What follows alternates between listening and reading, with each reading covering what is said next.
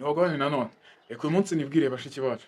Ese buriya reka mbabwire nanababaza. Iyo umukobwa w'imyaka 19 21 n'ibiri yifasha akajya hariya akitereka imbere ya kamera akavuga ngo yazinutse ikintu bita abagabo.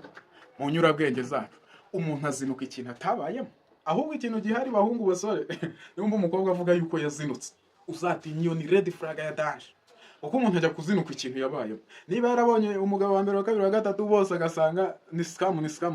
Uwo mukobwa yaratinye. Bivuze ko uwo mukobwa yarivura gusa.